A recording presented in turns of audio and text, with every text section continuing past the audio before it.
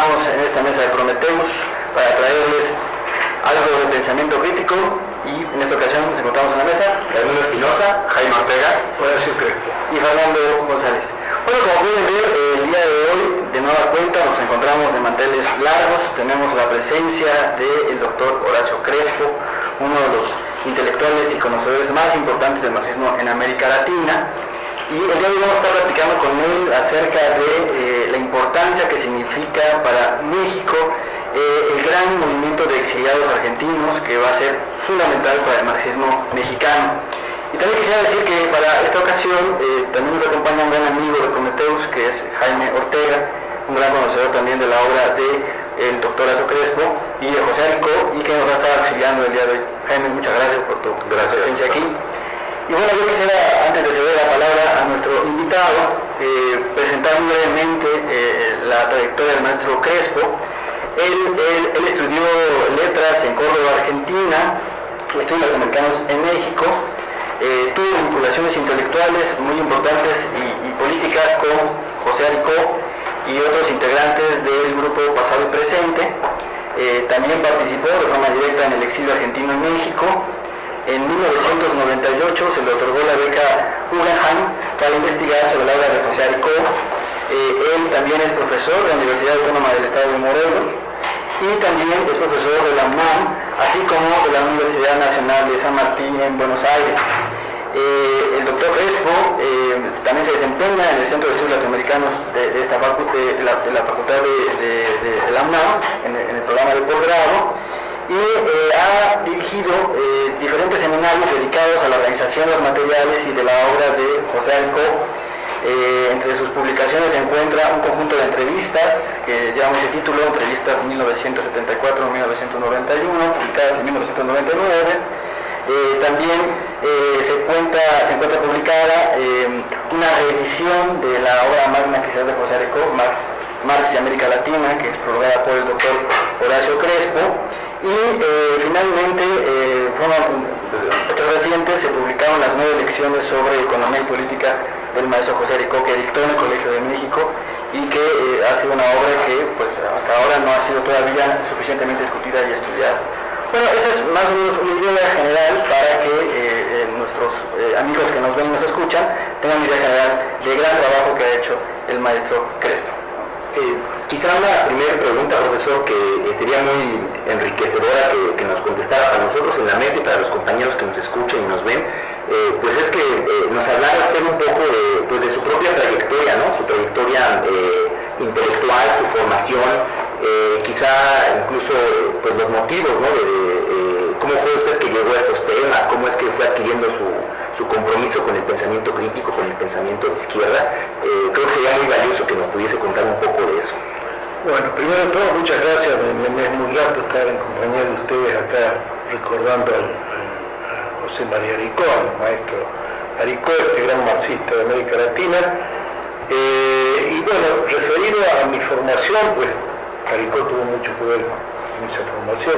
Yo me inicié en Córdoba, en la Universidad Nacional de Córdoba, estudié letras, como recién expresaron, e ingresé más o menos de manera inmediata, muy jovencito, bueno, como hacemos todos los que nos dedicamos a esto, muy jovencito, ingresé al movimiento estudiantil de Córdoba, y junto con eso había una relación muy directa, muy inmediata con la gente del grupo Pasado y Presente, que era un desprendimiento del Partido Comunista Argentino del año 1963. Yo ingresé a la universidad en 1965, me encontré con ellos allí, y luego bueno, fue una formación militante por un lado, una formación intelectual, una formación política.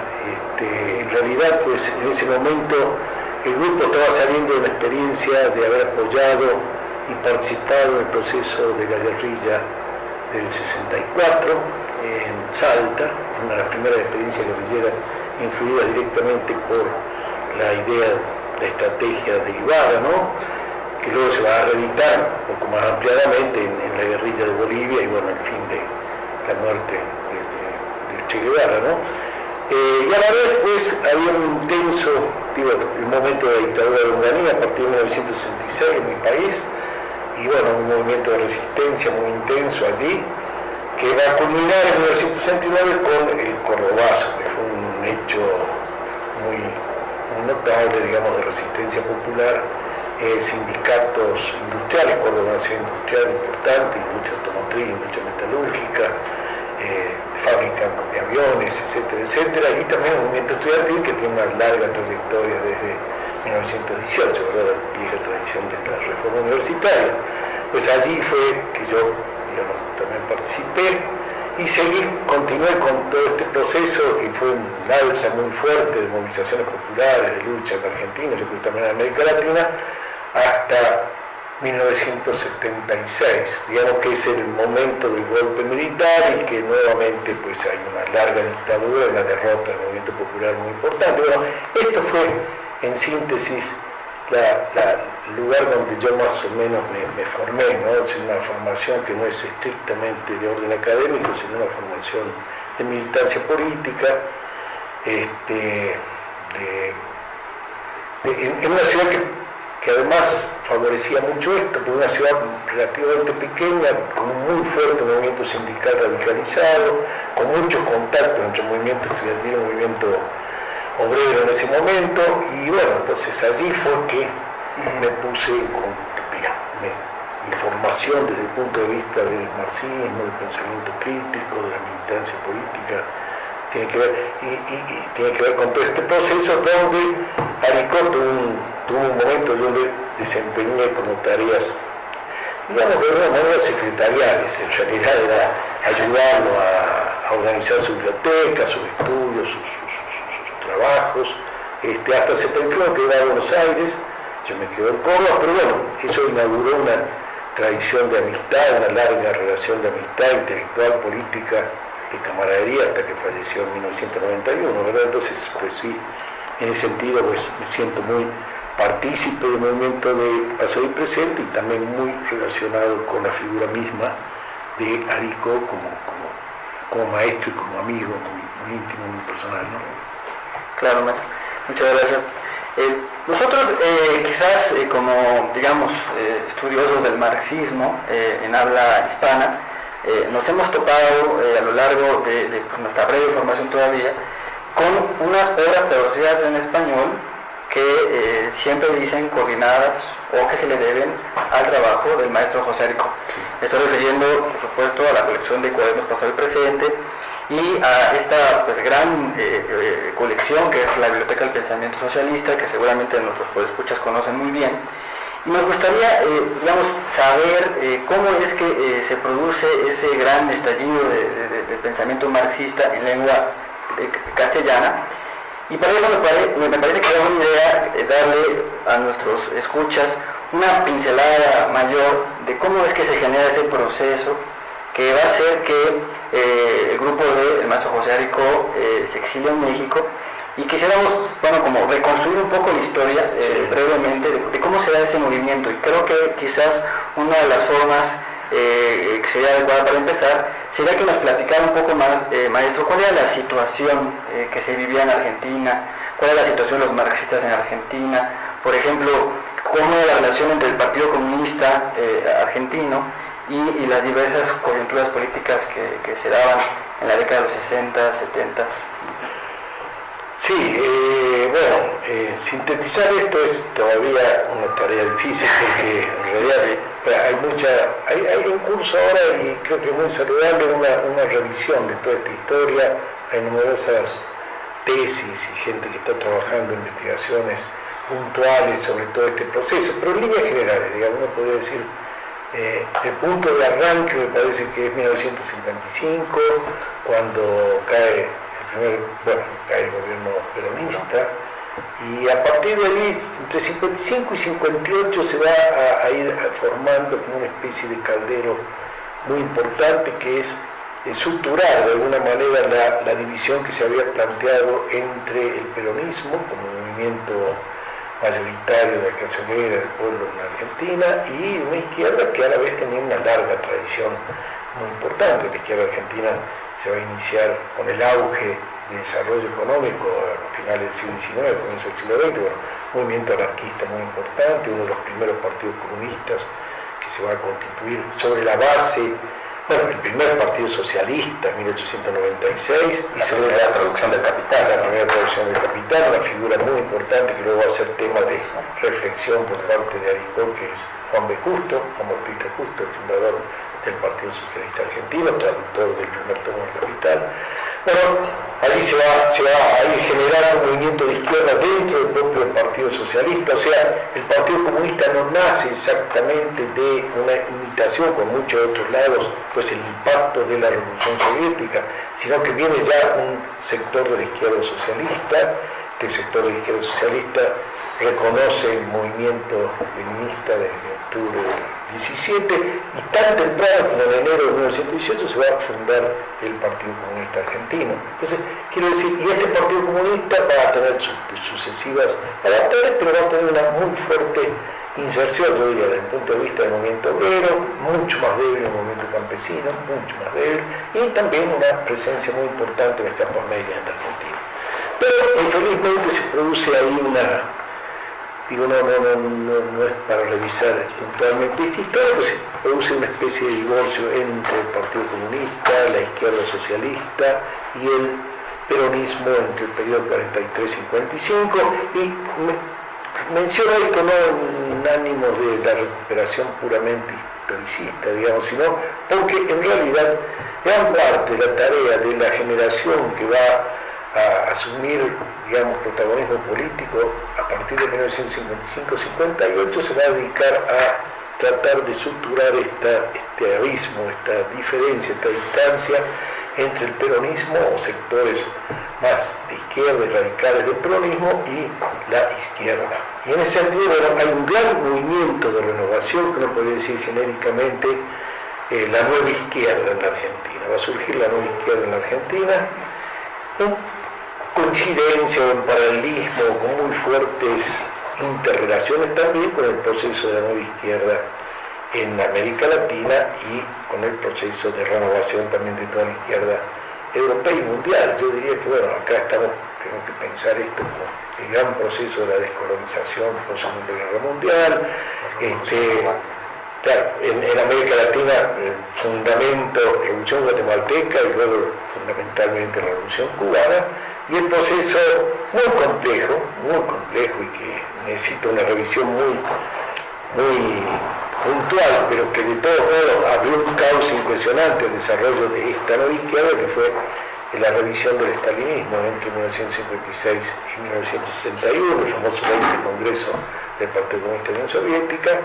Y bueno, eso es lo que va a ir configurando un marco internacional, un marco latinoamericano, una situación específica en Argentina. Allí es donde nosotros podemos reconocer pues la emergencia de este grupo que se llamó Pasado y Presente. No fue el único grupo, hay renovaciones en el Partido Socialista muy importantes también, este grupo viene del Partido Comunista, y también hay una renovación en la visión que una serie de intelectuales tenían del peronismo en una revista independiente que fue muy importante, que se llamó Contorno, ¿no? La revista Contorno, que es como un paralelo antecedente, un paralelo a la revista Pasado y Presente, que fue, digamos, el corazón, el eje, diría yo, de la transformación a partir de 1962-63. Pues esto es más o menos el sedimento, el horizonte donde la nueva generación, gente que tenía en ese momento 25, 30 años, pues empieza a empujar esta renovación de la izquierda y esta reconsideración tanto histórica como política de la Argentina, ¿no? Digamos, doctor Crespo, esto lo podemos rastrear a partir de la salida del grupo de Pasado y Presente en 63 del Partido Comunista. Sin embargo, hay un paso previo del que me gustaría que nos hablara, que es la traducción, el conocimiento, la traducción por primera vez en español de la obra de Gramsci, ¿no? En la vieja edición editada por Palmiro Togliatti en la Italia postfascista, después de que el Partido Comunista Italiano sale con una gran fuerza, y que se conoce acá gracias al esfuerzo primero de un personaje del cual espero nos puedas hablar, que es Héctor D'Agosti, sí. Y después de la mano de Aricó, ¿no? ¿Qué papel está jugando? ¿Qué papel va a jugar junto con esta renovación de la nueva izquierda Gramsci? Bueno, es la figura O sea, por eso muchos libros hablan de los gramscianos argentinos, los gramscianos latinoamericanos, digamos, la inclusión del pensamiento de Gramsci o la reflexión a partir de Gramsci, me parece que es central, tú lo has dicho, me parece esencial. Efectivamente, Gramsci, en realidad Gramsci es un autor de posguerra, como autor, no como militante, obviamente. Es un autor de posguerra porque Togliatti decide editar las obras, una forma muy particular de editar las obras de Gramsci, pero muy valiosa, ¿no? Porque la tematiza, sale en 6 volúmenes la obra de Gramsci, y ahí la recupera un intelectual del Partido Comunista Argentino muy importante, que fue Héctor Agosti, digamos que era la cabeza del sector intelectual. Él tenía una trayectoria muy vasta, había iniciado muy tempranamente, en la década de 1930, con un grupo que se llamaba Insurrexit, ¿no? Insurrección, ¿verdad? Él había estado preso en la dictadura de 1930 en la Argentina, era una figura realmente central, había discutido mucho, es un gran introductor de la historia intelectual en la Argentina, era una figura muy importante y que de alguna manera pues actuaba en cierto sentido, yo diría abiertamente contradictorio con la dirección del Partido Comunista Argentino, porque no había demasiados espacios para ser demasiado contradictorio de la dirección en esos partidos comunistas, pero de todos modos pues soterradamente ejercía una crítica, y esta crítica se hacía fundamentalmente con una cierta relación con el Partido Comunista Italiano, con la inspiración de Togliatti, con la figura de Gramsci. Entonces, él, como un ejercicio, en un momento muy opaco del Partido Comunista Argentino, que era precisamente cuando el Partido Comunista es derrotado, digamos, en la elección de 46 por el peronismo, y que está en un momento muy oscuro de su trayectoria. Sin embargo, allí es donde van a surgir esta primera edición, de la edición de la editorial Lautaro, famosos libros verdes de Lautaro, donde se tradujo 5 de los 6 tomos, 4 de los 5 tomos de los 6 tomos de la edición del Partido Comunista Italiano, ¿no? Y allí Arico tiene un papel porque es traductor e inclusive introductor de notas sobre Maquiavelo, exactamente. Entonces, él cuenta en sus entrevistas que editamos en 1999, con una especie de autobiografía, cómo aprendió el italiano de manera autodidacta, cómo se introdujo al Partido Comunista Argentino muy tempranamente, aprende ahí el italiano, cómo traduce a Gramsci cuando hacía el servicio militar obligatorio en Argentina. Es muy interesante, ¿no?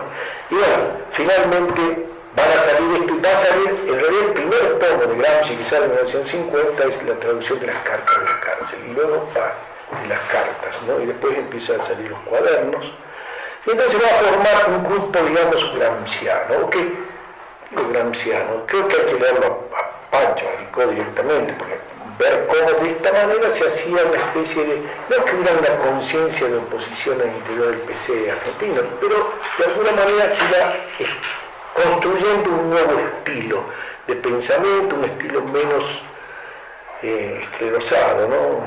Gramsci servía en ese momento para poder pensar la realidad desde una manera un poco más crítica. Hablando de pensamiento crítico, como vi que, bueno, esto es como una especie de raíces frente a un momento muy difícil, digo yo, porque la posguerra en la Unión Soviética, que era el periodo más oscuro del stalinismo, en el sentido de un pensamiento muy dogmatizado, muy endurecido, ¿no? Y bueno, allí están pues los resquicios de este trabajo inicial. Pancho Arico se afilia al partido en 1947, muy joven, nació en 31, o sea, tenía 16 años, estaba en la escuela secundaria cuando se afilia al partido, ¿no? Y bueno, allí es donde se inicia.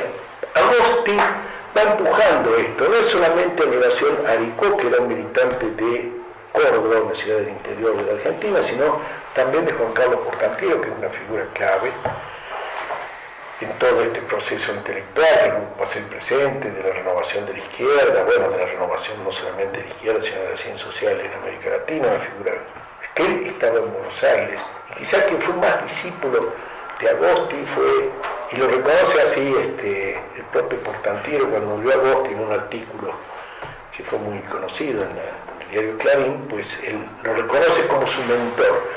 Con Aricó una relación un poco más complicada, digamos, ¿no? Que después podemos tocar. Pero hay que reconocerle, digamos, entonces a Agosti esta visión, esta capacidad, esta posibilidad de ir, y en ese sentido, pues,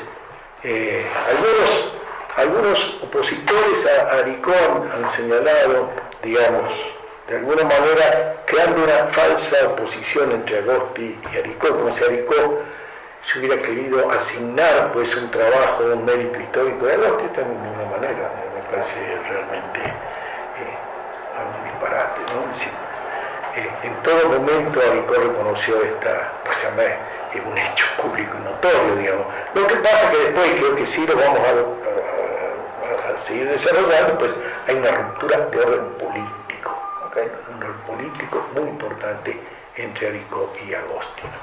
Muy bien. Pues sí, quizás precisamente para comenzar a hablar de esas rupturas políticas que van a ser muy importantes, maestro Crespo, si nos pudiese quizás detallar o bueno, pitar a grandes pinceladas este proceso que lleva a la expulsión de José Aricó. Todo se inicia, en realidad se inicia por un problema de la fenomenología, es muy curioso, digamos, ¿no? Okay. Sobre el problema de intencionalidad de conciencia, hay un artículo allí de Oscar del Barco, tremendo, muy prominente que va a ser grupo de pasado y presente, Cuaderno de Cultura, revista, una muy buena revista, muy importante revista que hay que tener muy en cuenta. Cuaderno de Cultura, la revista oficial del sector intelectual del Partido Comunista Argentino, que dirigía Agosti.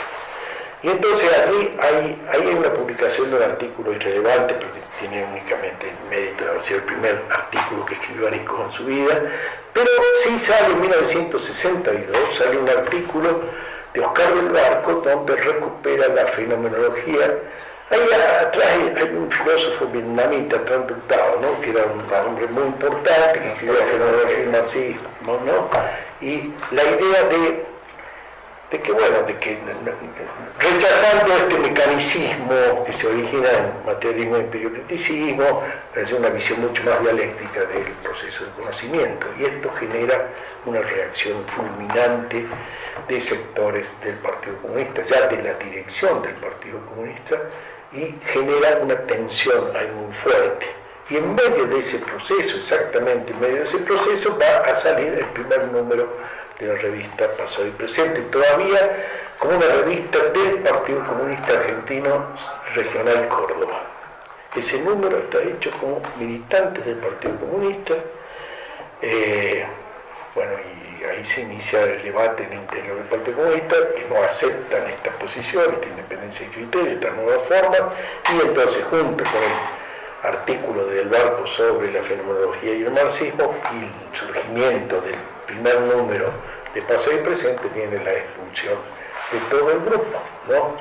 Expulsión que en paralelo expulsan prácticamente a toda la juventud del Partido Comunista, la juventud comunista del Regional Córdoba, expulsan a algunos militantes muy destacados, luego intelectuales muy destacados, ¿no? Por ejemplo, José Carlos Queramonte, uno de los más destacados historiadores de esa generación en América Latina, digamos, expulsado, él vivía en Santa Fe, expulsado en Santa Fe, y Portantiero expulsado en Buenos Aires. O sea, es un núcleo, digamos, la generación de intelectuales jóvenes, pero digo, intelectuales militantes del Partido Comunista, ¿no? Es decir, no solamente intelectuales o gente situada en la universidad, ¿no? Son expulsados.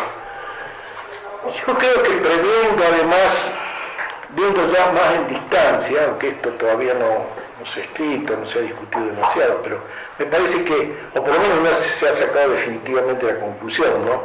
Me parece que tampoco es una actitud torpe de la dirección del Partido Comunista Argentino, que no admitía ninguna diferencia en su seno, lo cual en parte es cierto, sino que yo creo que ellos estaban también, la dirección del partido, Codovila, Gioldi, Íscaro, toda esta gente, pensaba pues la potencialidad que tenía estos gérmenes de nueva izquierda en relación también a la disconformidad de la línea política del Partido Comunista y la influencia enorme de la Revolución Cubana estaba ejerciendo sobre los militantes jóvenes del propio partido. Es decir, no hay que pensar la posición de los partidos comunistas, obediencia moscovita, en ese momento como alineados con la Revolución Cubana. Todo lo contrario, la Revolución Cubana es una amenaza y un cuestionamiento muy fuerte a la línea política de los partidos comunistas, ¿no? Entonces ahí pues están curando en salud, como decían ellos, ¿no? Anticipándose de los problemas que se iban a continuar agravándose. Algunas historias de los partidos comunistas pues indican que pues esto fue en realidad la razón de fondo de la expulsión, ¿no? Y en el fondo de esa discusión que mencionas con Oscar del Barco está nuevamente Gramsci contra Bujal, ¿no? En la crítica. Hay una crítica muy fuerte al positivismo, ¿no? Cuestionamiento al positivismo. Sí, creo que al marxismo positivizado que de alguna manera se había metido y había congelado la etapa más madura del estalinismo, ¿no? Digamos, ¿no? Ahí yo creo que hay diferencias entre el estalinismo de los años 30 y el estalinismo de los finales de los 40 y el comienzo de los 50, ¿verdad? Entonces, bueno, ahí era, claro, eso era un revulsivo muy fuerte, pero me parece que entonces hay que encontrar líneas, ¿no? Líneas de acción intelectual, líneas de acción filosófica, discusiones de la línea política y, pues, la propio aspecto de y no hacer anacronismo, no pensar por el alineamiento posterior al 68 que hay de los partidos pro-moscovitas con la Revolución Cubana, que esto era pre-68. Pre-68 el Partido Comunista tenía, los partidos comunistas pro-moscovitas tenían severas distancias con las líneas cubanas, digamos, especialmente en términos de la lucha armada, que es lo que se va a plantear en caliente inmediatamente después de la ruptura de 1963, ¿no? Excelente. Bueno, ahí no se detuvo el proyecto de pasado y presente, ¿no? Continuó y hasta la fecha tiene esos frutos que, como decía Fernando, son los cuadernos que ahora conocemos y las revistas y demás. Entonces, ¿cómo fue que se volvieron a unir el equipo de pasado y presente? ¿Cómo fue que surge en Córdoba y por qué no en otro lado? ¿Cómo fue esa experiencia? Bueno, surge en Córdoba porque había este grupo jóvenes que estaban ahí en Córdoba. Había que estudiar pues la relación histórica con Córdoba, que es una ciudad muy particular. Había habido todo el proceso de reforma universitaria de 18, donde había una clase obrera más joven que en el resto de la Argentina, porque la gran industria automotriz se sitúa en 1950 en Córdoba. Entonces, o sea que hacía 10 años, 12 años que habían centros automotrices muy importantes, había jóvenes obreros, no solamente jóvenes intelectuales, había una disposición de jóvenes obreros. Estoy tratando de recordar pues aquella discusión teorética entre obreros más viejos y obreros jóvenes que recuperó Portantieros en los orígenes del peronismo. De alguna manera esto ha sido señalado por mismo Aricor, por la propia investigación del pasado y presente en el periodo inicial acerca de la condición obrera en Córdoba. Porque yo quiero subrayar este asunto, ¿no? Por supuesto, digamos, ha ido creciendo en los últimos 50 años una división de funciones entre los intelectuales o los académicos, la universidad, compartimentos estancos. El capitalismo establece cada vez más fuertemente la segmentación y ahora hay que hacer un gran esfuerzo de imaginación en una ciudad relativamente pequeña, 1 millón de habitantes, 800.000 habitantes, con un centro muy pequeño, un centro donde se cruzaban obreros, estudiantes, donde era muy común, una de las actividades más normales del movimiento estudiantil era volantear a puertas de fábrica. 25 cuadras, 30 cuadras de la ciudad universitaria estaban los principales centros fabriles, uno se situaba a la ciudad de los obreros y volanteaba. Es decir, esta relación que era como la relación clásica del movimiento obrero de los intelectuales jacobinos de izquierda, donde sea, digamos. Ahora es mucho más difícil pensar, la sociedad está mucho más segmentada, el tipo de relaciones. Bueno, entonces este es un contexto, una ecología política que me parece que hay que tomar muy en cuenta. Segundo, el impacto de la Revolución Cubana. Quiero decir con esto, era un movimiento político y me parece que en muchas de las intervenciones últimas hay una segmentación, impulso de la propia realidad material de hoy, digamos, social, material de hoy, de que no se comprende esto tan rápido, que era un movimiento estricta y fundamentalmente político, que la movilización, el motivo esencial de pasado y presente era motivo político, hacer la revolución, aunque suene en este momento tan fuera de la actualidad, ¿verdad? Ya no casi, estamos de regreso. No, estamos de regreso, pero esperemos que estemos de regreso. Pero bueno, de hecho era este el problema, ¿no? Y entonces Córdoba creo que presentaba esas condiciones específicas y, bueno, insisto, y hay una reflexión en los primeros 9 números de Pasado y Presente, que sale hasta 1965, de reflexión sobre la condición obrera de Córdoba, sobre el movimiento, y ahí Gramsci nuevamente, porque es el Gramsci del movimiento consejista, el movimiento del 19, el Gramsci turinés, la idea que tenía muy muy importante de Aricó, de Córdoba como la Turina argentina, ¿no? La gran ciudad industrial con un pasado histórico muy fuerte. Eso por un lado, y en esta experiencia intelectual y política, donde Gramsci cumple ese papel, pero también Gramsci y el proceso crítico del Partido Comunista Italiano. Es decir, es a través de Gramsci y lo que viene a través de Gramsci del Partido Comunista. Rinascita, la famosa revista teórica del Partido Comunista Italiano, y muchas cosas que luego se van a reflejar tanto en la revista como luego en los cuadernos. Si uno ve los autores de los cuadernos, pues hay una gran mayoría de intelectuales italianos que publicaron el Rinascita, en crítica marxista. Esa es una historia que pretendo hacer, si tengo tiempo, digamos, poder revisar todo este proceso crítico del 50 y el 60 del marxismo italiano y recuperar qué relación hubo muy intensa, muy fuerte con la renovación de la nueva izquierda en Córdoba, ¿no? Y en América Latina. Este es el proceso de la revista. Y quisiera agregar la otra cosa, la relación inmediata que hubo con la ruptura con el Partido Comunista Argentino, el surgimiento de la guerrilla de Salta. La guerrilla de Salta no es una guerrilla importada, es una guerrilla que básicamente se hace con gente de la Argentina, con un par de cubanos, pero digamos básicamente con gente de Argentina. Massetti, el famoso comandante segundo que encabeza esa guerrilla, era argentino, el fundador de Prensa Latina, la agencia de prensa cubana, amigo personal del Che, y ahí hay una relación absolutamente directa con el Grupo de Pasado y Presente. El Grupo de Pasado y Presente no se va del partido para hacer un nuevo partido, se va del partido fundamentalmente para hacer la guerrilla, la logística de la guerrilla, y cuando esa guerrilla es derrotada en el 64, pues bueno, queda vacante el asunto, a ver qué vamos a hacer con esto, digamos. Empieza a surgir una discusión sobre la vocación política que se interrumpe por el golpe de 1966, y ahí se interrumpe el primer momento de la revista, ¿no? No sé si se puede transmitir que fue el núcleo fundamental, entonces, una preocupación política. La renovación intelectual al servicio inmediato de la preocupación política. No. Era gente que estaba en la universidad, pero muy débilmente en la universidad. Es decir, el centro no era la acción de la universidad, el centro de la acción extrauniversitaria, más allá de la universidad. Intelectual inmerso en el proceso. Inmerso en el proceso político, ¿verdad? Eso es. Es un tema que a Gramsci le interesa mucho, sí, el papel intelectual en la revolución. Jaime. Sí, yo creo que para completar este cuadro, Horacio, nos pudieras hablar un poco de la importancia o de la influencia, no solamente que tiene Gramsci, que está clarísimo, ¿no? Las publicaciones del marxismo italiano son gracias en gran medida a Aricó, ¿no? Más allá incluso de los intelectuales directos del Partido Comunista Italiano, pienso en Luciano Gruppi, ¿no? Luciano Gruppi.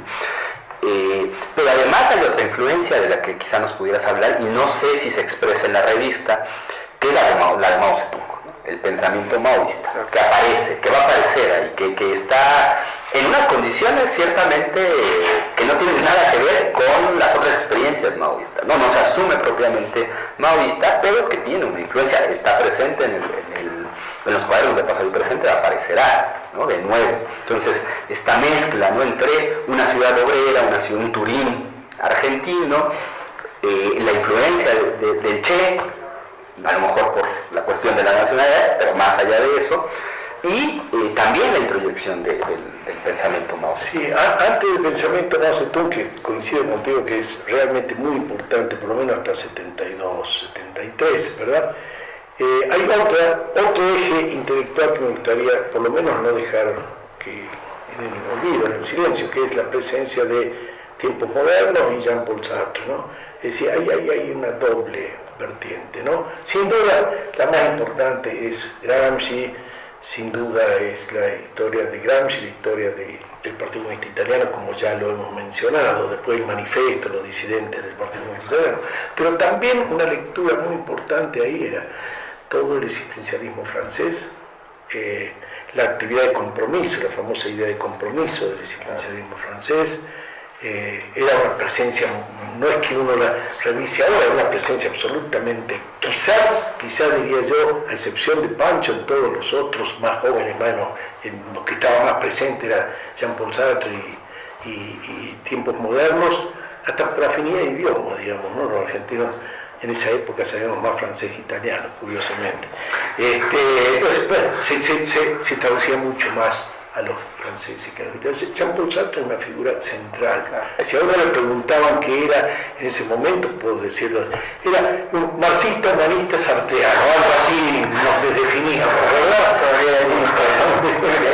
Y que explica esa gran cantidad de citas de Oscar del Barco hacia el pensamiento francés, Derrida aparece ahí, Deleuze, Oscar del Barco absolutamente es quien traduce a los franceses, digamos, ¿no? Y a través de Oscar y de otra figura muy importante que es Héctor Schmuckler. En ese momento Héctor Schmuckler era una de esas raras especies, ahora hay muchísimos, ¿verdad? Pero en ese momento era rarísimo quienes tenían una beca, un becario que había una sola beca anual de la Facultad de Filosofía y Letras de Córdoba, que enviaba a Francia a un estudiante destacado. Muchos de los intelectuales, Sempa Trasadurian, por ejemplo, tuvo esa beca, mucha gente tuvo esa beca importante. Y bueno, Schmuckler fue quien hace el puente ya un poquito después, en 1968, cuando viene la gran explosión del Mayo francés, pues con Althusser, que es la otra gran figura, la filosofía como arma de la revolución, que sí, hay que decirlo, nunca existió un libro de Althusser que se llamara Filosofía, sino que fue un cuaderno de pasado y presente, el número 4, que se armó con ese nombre, ¿verdad?, que ha tenido mucha existencia, mucha resonancia. Entonces, quiere decir, bueno, son las dos grandes vertientes, más el trasfondo de la cultura marxista clásica, ¿verdad?, que es la escuela del Partido Comunista, ¿verdad? Lenin, y si me permiten ustedes hacer una pequeña...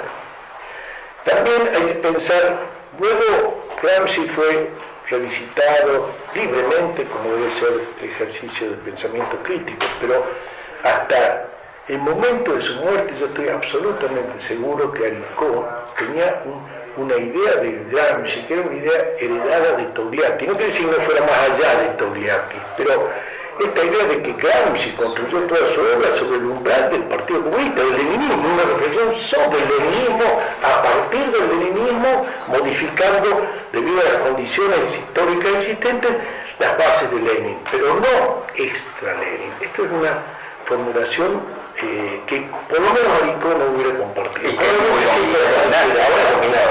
dominante. La teoría de los movimientos sociales es ajeno a la idea del partido. Gramsci era un hombre del partido, el secretario general del Partido Comunista Italiano, digamos. Él pensaba la revolución desde el partido.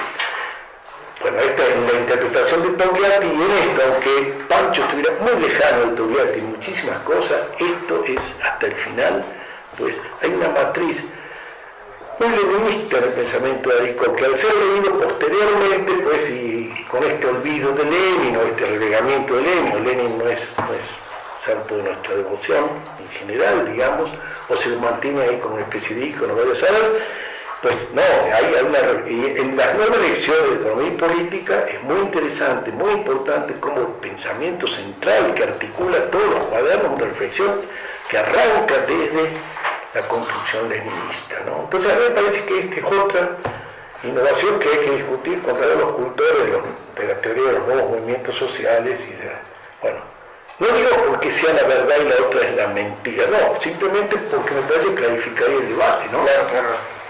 Dicho sea de paso, ahora que estamos haciendo este programa, pues hay que decirlo, nos encontramos en el aniversario del proyecto de Revista Pasado y Presente, se cumplen 50 años en este de 2013, y en verdad creo que salvo su mejor opinión, maestro, que creo que no se ha hecho el balance suficiente, por lo menos dentro del marxismo mexicano, de la gran influencia y la gran deuda que como estudiosos del marxismo hemos contraído con el grupo Pasado y Presente. Me parece que sería imposible hablar de de producción marxista en México, sin haber contado con esta gran colección, que son los 98 cuadernos que se publicaron aquí incluso en México, gran parte de ellos, y que la verdad es una gran playa de temas, una gran constelación de discusiones, que uno, si revisa el índice de esos 98 cuadernos, uno puede encontrarse desde las discusiones sobre el partido, que ya se mencionaba, donde desfilaron gente como Georgi Lukács, como el mismo Bujarin, de Luxemburgo, o uno se puede encontrar el cuaderno sobre Sartre y el marxismo, que es una discusión sensacional, ¿no? Pero también uno encuentra dentro de esos cuadernos corrientes que, digamos, fueron como las malditas para el marxismo oficial, ¿no? Encontramos al consejismo, por ejemplo, nos encontramos a estos marxistas que fueron el blanco del infantilismo, ¿no? de Lenin. Nos encontramos a Anton Pannekovic, a Garkoch, que se le dedican varios números, toda la discusión sobre los consejos, tanto en la vía italiana, con la reflexión de los granchanos, como la propia reflexión de lo que va a ser el comunismo de izquierda. Y al mismo tiempo, si lo revisamos, encontramos también ahí pues, textos de Althusser, como ya se mencionó, textos de Mao, y reflexiones muy interesantes sobre el marxismo en América Latina. Es una gran construcción lo que tenemos en ese proyecto de los 98 cuadernos. En ese sentido me gustaría preguntarle, maestro, ¿cómo es que se da esa transición? ¿Cómo se decide entonces dejar por un lado el proyecto de Pasado y Presente como revista y transitar hacia este otro proyecto que sería el de los cuadernos, ¿no? ¿Cómo se da esa transición, esa decisión? Ahí yo digo, ahí en ese momento ya tengo ciertos recuerdos personales, aunque no tenía ninguna capacidad de decisión en el grupo, que no era un grupo estructurado. Político como tal. Como tal, pero había un peso de autoridad, de hecho, ¿no? Que uno reconocía jerarquía en el mejor sentido, gente que sabía más, ¿no? Que eran los jefes, digamos, los jefes en el sentido intelectual, los maestros, ¿no? Yo creo que ahí ocurre el punto capital, yo creo que es en la historia argentina es en relación al pasado y presente es el golpe militar del 66 que anula pues un proceso democrático con muchas limitaciones con un proceso democrático al fin, y la derrota de la guerrilla del Che en 67 van como de la mano, ¿no? Había una gran apuesta política, si no de todo el grupo, por lo menos de una parte muy importante del grupo, a la guerrilla, primero la guerrilla, como dije, de Salta, la segunda guerrilla, que fue la guerrilla en Bolivia. Supongo que esa guerrilla hubiera prosperado, aunque no digo triunfado, pero hubiera prosperado, se hubiera mantenido, soportado, muchos hubiéramos ido allí, ¿verdad? Pero bueno, llega abruptamente la noticia del asesinato del Che en octubre del 67, y entonces pues este proyecto queda huérfano. Ya no se sabe a dónde va este proyecto, no hay la revista, como digo, una revista que no es una revista de reflexión académica, una revista de reflexión política, entonces ese impasse político, ese enorme impacto pues hace que la revista que ya estaba suspendida en el 65, y que había empezado, y es muy interesante esto, había empezado una reflexión sobre el movimiento obrero, no solamente. Ahí hay dos almas que Altamirano ha marcado muy bien, ¿no? Por un lado el radicalismo obrero, el consejismo, etcétera, etcétera, por otro lado la guerrilla rural, la guerrilla foquista, ¿no? Entonces, bueno, clausurado ese segundo, quedaba abierto esta posibilidad. Y ahí aparece lo del maoísmo, ¿no? Porque precisamente en 1967 es que va a surgir la ruptura desde el punto de vista político más, no intelectual, político, numérico, más importante que sufre el Partido Comunista Argentino en su historia, que es la ruptura que va a dar origen al Partido Comunista Revolucionario, que inicialmente no es maoísta, que se va convirtiendo más o menos rápidamente entre 67 y 71 en un grupo maoísta, ¿no? Con fuerte raíz en el pensamiento Mao Zedong. Y ahí yo creo que en uno de los artículos sobre Pancho lo explicito bastante, pues ahí hay una situación de gran ambigüedad política, digamos, o de gran duda política, o de gran indagación política por parte de Pancho y de los otros grupos más senior del grupo de Pasado y Presente, y entre los jóvenes también, ¿no?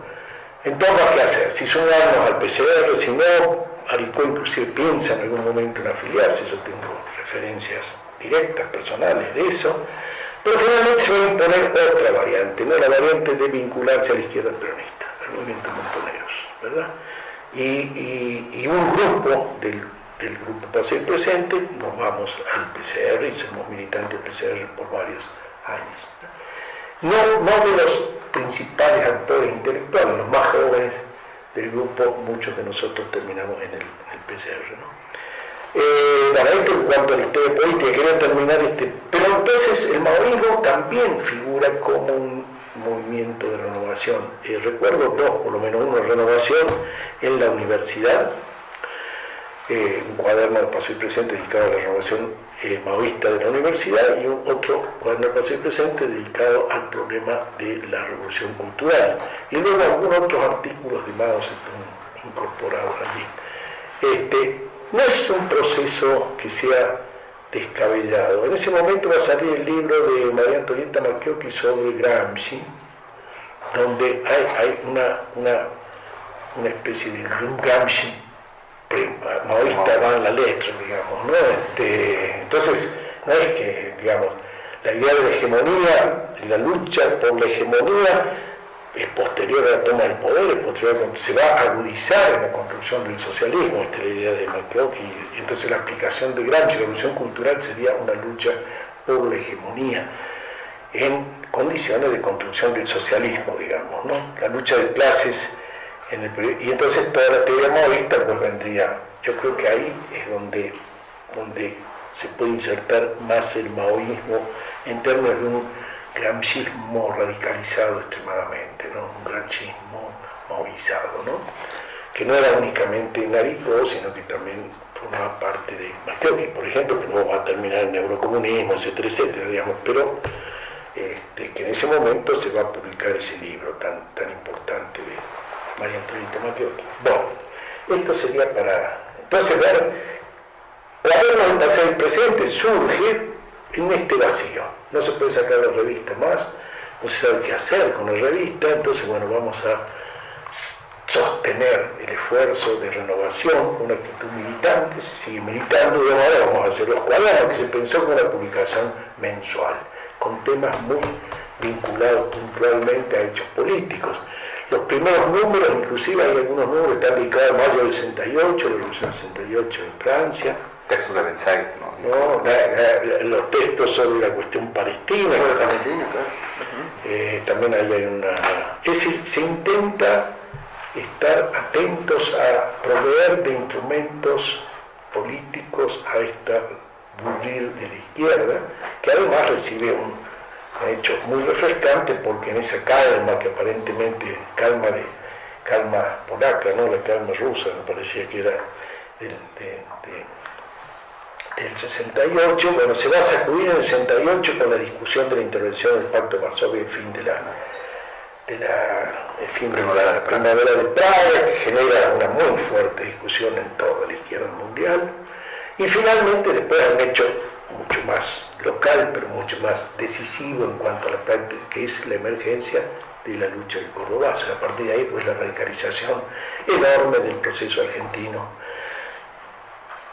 acompasado por el proceso latinoamericano, no solamente argentino, por supuesto, ¿verdad? Especialmente, bueno, viene la experiencia chilena, ¿verdad? En ese momento, en 70, ¿no? Y entonces, bueno, la radicalización del peronismo, el rebasamiento, el surgimiento de la guerrilla urbana y rural en la Argentina con una enorme fuerza, el surgimiento del ERP, el Ejército Revolucionario del Pueblo, el matriz trotskista y los montoneros de matriz peronista, y bueno, ahí se va dando, en ese marco, los cuadernos del pasado y presente, que tienen un sesgo político en los primeros, varios números, hasta la treintena, digamos, dedicados al consejismo, dedicados a los problemas. Es curioso que no hay mucha discusión sobre el movimiento guerrillero, pero hay mucha discusión sobre la huelga general, hay mucha discusión sobre los temas de insurrección.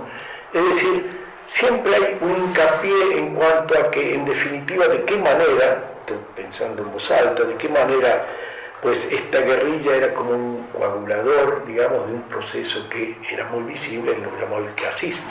Enormes masas del obrero argentino se habían radicalizado, gran cantidad de importantes sindicatos, miles de afiliados estaban dirigidos por la izquierda revolucionaria, como se llamaba en ese momento, el clasismo.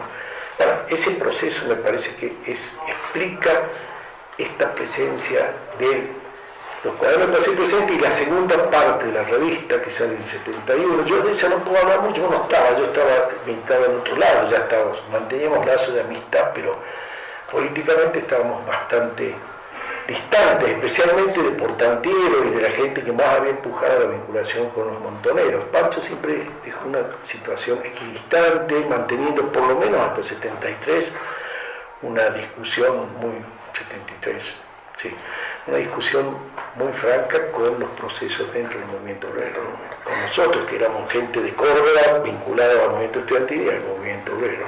Bueno, pues me parece que nos acercamos a un punto que va a ser de inflexión para el marxismo mexicano, que va a ser el exilio de toda esta generación y que va a tener como receptáculo tierras aztecas.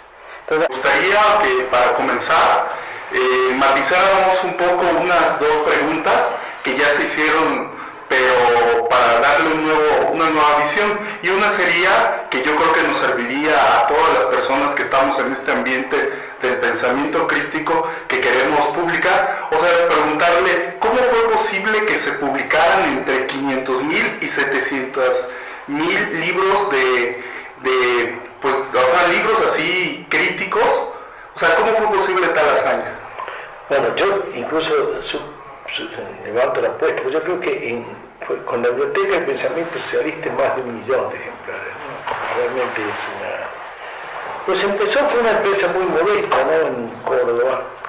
Los cuadernos de Paseo Presente lo hacíamos, yo aprendí a corregir pruebas de imprenta corrigiendo los 19 primeros cuadernos de Paseo Presente, era una tarea militante, se hacía en una empresa, en una imprenta de Córdoba, del señor Graciani, vale la pena recordarlo a él, que no hacía precio y que bueno, y ahí salía la cosa, ¿no? Y se distribuía. En realidad es una relación muy adecuada entre una producción intelectual y una demanda creciente, es decir, una producción intelectual que va organizando un público que va demandando nuevas cosas. Entonces, esta relación me parece que es central, ¿no? Entre una producción y un público, y no un público que está disponible, un público que se va articulando en torno a esto.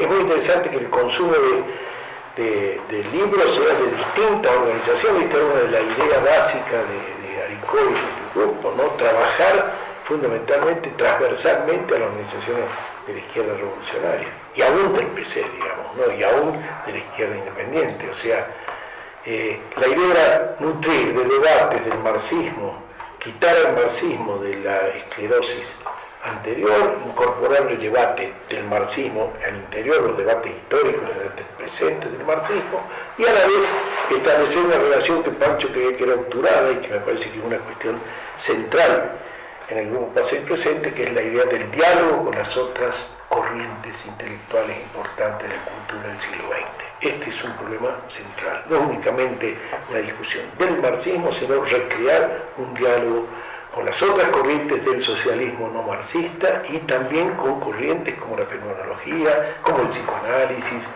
como la escuela crítica de Frankfurt, es decir, abrir un espacio que ahora para nosotros es absolutamente, en la actualidad es absolutamente un hecho, pues el diálogo abierto desde 1980 en adelante, pero que en 1960, 1970 hablar que un marxista dialogaba con un psicoanalista, digo, era una cosa realmente muy...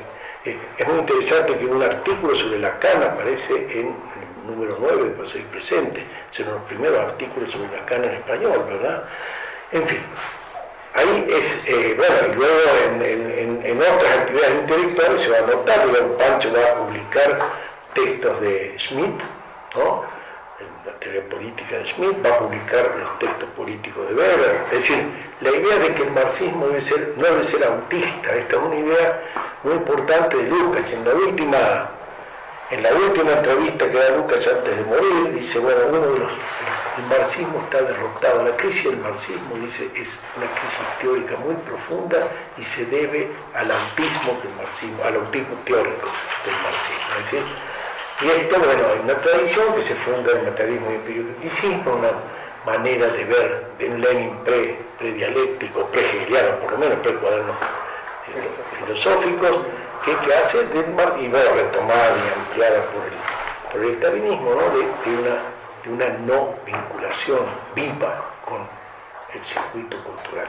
Entonces, esto es lo que crea el público. Es decir, fue un acierto porque los títulos son demandados y además se va creando un público creciente, y entonces ahora desde el punto de vista ya logístico, pues empieza con una empresa muy pequeña, como dije, luego se va a vincular a ciertas otras empresas editoriales en Córdoba y luego va a haber un enganche allí muy importante en 71 con 70-71 con la empresa Siglo XXI en México. Entonces se hace Siglo XXI en Argentina y esa es la fuente de financiamiento, digo de financiamiento y de producción, pero a la vez no era una empresa deficitaria, una empresa que deja ganancia, que se reinvierte, es decir, es una empresa editorial floreciente. Digamos. Esta es la explicación del secreto, ¿verdad? El secreto es haber proporcionado, digamos, títulos que eran no demandados, como si eran demandados aunque no se sabía que existían. Todos los títulos no son traducciones, son rearmados, son títulos originales, son estructuras de pensamiento, digamos, originales. Y esto me parece que es el gran éxito de Pasado y Presente, al menos hasta 1978, 79, después de una reflexión del propio Aricó para decir por qué se va a interrumpir en los 80 la colección. No sé si te queda muy claro. No, se quedó muy bien, o sea, esa es la idea de buscar o hacer el público, no esperar a que ellos lleguen a nosotros. Eso es determinante y poco a poco pues lo ve cada marxista que se atreve a hacer algo nuevo, ¿no? Una idea política adecuada, digamos, la relación adecuada entre la teoría, la práctica, la teoría en este caso la práctica de la lectura, la práctica política que demanda nuevos materiales y en fin, y creo que adecuadamente en el sentido de una correcta selección de los grandes temas, los grandes problemas, ¿no? Ahí está, no es únicamente un agregado heterogéneo de cosas, sino que es una colección absolutamente pensada, digamos, ¿no? Con la línea esta, renovación, grandes temas de los debates del marxismo, temas actuales y diálogo con las corrientes culturales de la época, ¿no? Sí, ahora yo creo que, y ya más o menos lo mencionó, es cómo, o sea, sé que fue algo de los motivos del 63 para que se diera la ruptura, pero ¿cómo hacer el diálogo con las demás corrientes o con los demás intelectuales que no son marxistas? Porque si vemos hasta dentro del mismo marxismo, pues todos se pelean por querer decir, este marxismo es o mi marxismo es el que vale, ¿no? Entonces, ¿cómo hacer una metodología, unas líneas que nos den esa unión? Porque pues, la verdad estamos todos muy peleados dentro del marxismo y con los de fuera, pues también, ¿no? Queremos, en lugar de llegar a una verdad o a un acuerdo, queremos imponer nuestras razones, ¿no? Yo creo que pues ahí nos gustaría que nos orientara también con esta... Pues yo no sé, yo creo que no sé si es una posible metodología aplicable hoy. La reflexión la pregunta me parece muy interesante y creo que tiene que ver con esta enorme capacidad de Aricó. Esa es la originalidad de un gran pensador, de un gran político como fue Aricó, digamos, que se ubicó en su momento, dijo exactamente, no puedo ser el jefe de un partido, porque el momento no es más, no está el momento partido. Hay una nueva eclosión de los procesos de izquierda, de los movimientos sociales, y pudo ubicarse exactamente como proveedor de teoría política, de reflexión política, de un espacio, abrir un espacio. Esta era la pretensión de Aricó y creo que lo logró enormemente. Exactamente, un espacio en el cual uno se sentía impelido a participar, aunque sea leyendo los cuadernos del Pasado y Presente, porque no se articulaba exactamente en el qué hacer de mañana. ¿Qué vamos a hacer? No, pretendía fundar una cultura de izquierda, y en ese sentido creo que ahí está Gramsci, básicamente. Es decir, lo que se trata es de ir construyendo una nueva hegemonía social. Construir una hegemonía social y que los partidos se arreglen en el nivel que corresponde y todo, pero de lo que se trata, el gran debate del Pasado y Presente, la gran participación del Pasado y Presente es tratar de cambiar la hegemonía en la sociedad, de sembrar un pensamiento crítico en la sociedad. Ahora, si después controlamos el sindicato A, B o C, ¿qué hacemos en la elección? Es decir, en todo caso, esa no es función de este proceso, de este movimiento político intelectual. Eso es función de los partidos, de las organizaciones políticas. Y bueno, la autoridad de Pancho fue precisamente lograr que él tenía el diálogo prácticamente con todos los dirigentes, primero de Argentina, luego los partidos comunistas, ¿no? Y luego de América Latina, los principales intelectuales, un referente, constituirse en un referente de autoridad en el mejor sentido, desde el punto de vista intelectual y político, pero no para fijar una línea de manera autoritaria, bajar línea o construir una organización, sino para fundar una base social donde se dispute la hegemonía cultural. No sé si quedó muy claro. El problema es que todos somos, en el fondo, aunque no seamos leninistas, todos queremos ser Lenin chiquito, todos llevamos Lenin adentro, todos queremos tener nuestro partido bolchevique y tomar el poder, ¿verdad? No todos, pero digo, eso es uno de los grandes males, por eso a unos que dicen que no quieren, digamos, ¿no? Pero trabajan, no quieren para que vean. Pero prácticamente el se situó en otro espacio. Dijo, no, el momento de fundar y creo que lo logró. Yo decía, hay un movimiento exitoso de la izquierda, que todo que ver con la izquierda revolucionaria, pero también con la renovación de otra izquierda, valga lo que uno piense de esa izquierda, pero la transición democrática en América Latina tuvo que ver muchísimo con sembrar una otra noción, colocar otro lugar de la izquierda, otros debates de la izquierda, no únicamente la izquierda revolucionaria, la socialdemocratización de la izquierda, que tiene un papel fundamental, insisto, más allá de que nosotros nos guste o nos deje de gustar, pues también es deudora de este proceso, ¿no? Sí, a mí me gustaría, Horacio, que, bueno, una vez que conocemos la importancia que tuvo el grupo cuando en el exilio en México, sobre todo en la producción de los cuadernos que llegan hasta el 98 y de otras colecciones, la de Editorial Folios que tú mencionas, que por cierto se llama Tiempo de la Política, se llama, ¿no? Muy significativo el nombre. Pero esta experiencia editorial, de trabajo editorial pensada como trabajo político de construcción de hegemonía, viene desde la experiencia argentina, ¿no? Me gustaría que nos hablaras un poco de la importancia que tiene, primero como pasado presente, pero también al calor de la fundación de otras dos editoriales en las que Pancho Aricó y el grupo de alguna manera es deudor o la propicia. Editorial Signos, que trabaja textos de Alain Touraine, de Jacobson, de André Grunder-Frank, de Lévi-Strauss, de Georges Roudet, una muy variada, fuera del marxismo, ¿no? Y posteriormente lo que va a ser siglo XXI Argentina, ¿no? Entonces no sé si nos puedas explicar o nos puedes hablar de esta actividad editorial que se Sí, eso se inicia en 1967-68 con una editorial que se llama Editorial Universitaria de Córdoba, UDECOR, que tomó de Udeva, ¿no? La famosa editorial universitaria, la forma, ¿no?